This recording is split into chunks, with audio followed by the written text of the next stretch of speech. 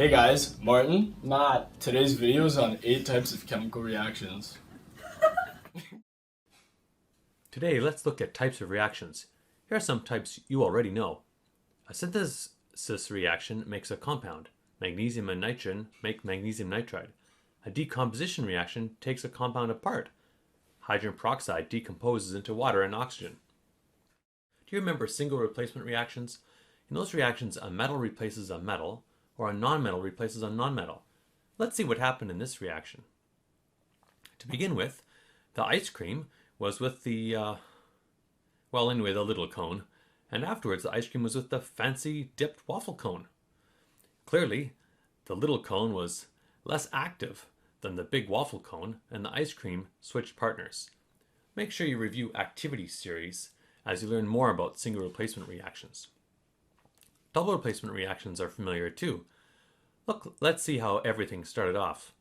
At the beginning, there was the Beeb with Selena, and you had Taylor with Taylor.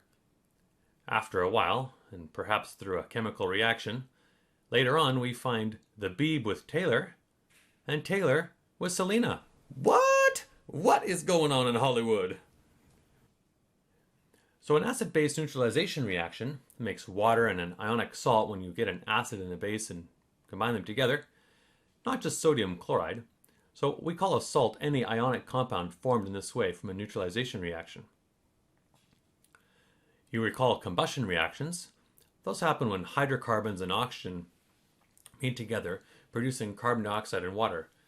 Here's a good example. This is coal. Now it's mostly carbon, and the reaction is mostly solid carbon and oxygen making carbon dioxide. But there's some hydrogen there, so some water vapor is also produced. Here's a classic combustion reaction. This is methane and oxygen making carbon dioxide, water, and of course, some heat. Now here are 2 new types of reactions. Before we get on to them, let's pause for a moment on this idea of dissolve versus dissociate. So to dissolve, we say that's to break up into small particles and float in solution. Maybe the particles are single particles and they're not clumped together. Dissociate, that might be when an ionic compound gets broken up into ions by a solvent such as water. Usually the polarity of the solvent is at issue here. And of course there's another D word which you might remember, which was decompose, and we talked about that just before. That's breaking a compound up into constituent elements. Here's dissociate. Look what's happening here. In the beaker on the left, there's a crystal of salt down on the bottom. The water is arranging itself in just such a way that the polar ends of the molecules can attach themselves to the ions and pull them apart out of the crystal lattice. Not all ionic compounds do this. A precipitation reaction is the opposite. You can see the clear solutions being poured together here to make an orange precipitate on the left, and in the right-hand example, a yellow one.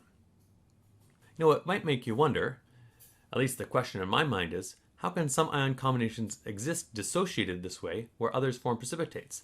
Let's look at silver ion and a chloride ion that come from 2 different solutions.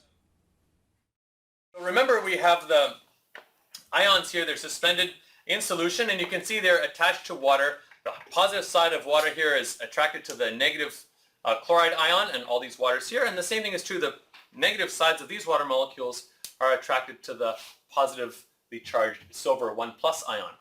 As long as they don't meet each other, they float in solution just fine.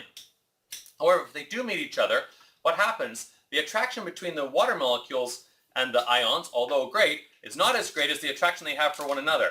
They'll shed their partners and form the silver chloride precipitate. This is now a solid particle, and because it's got a positive end and a negative end, it'll start making larger and larger clumps, and that there will fall out of solution as a precipitate. The point is this: it's always a tug of war.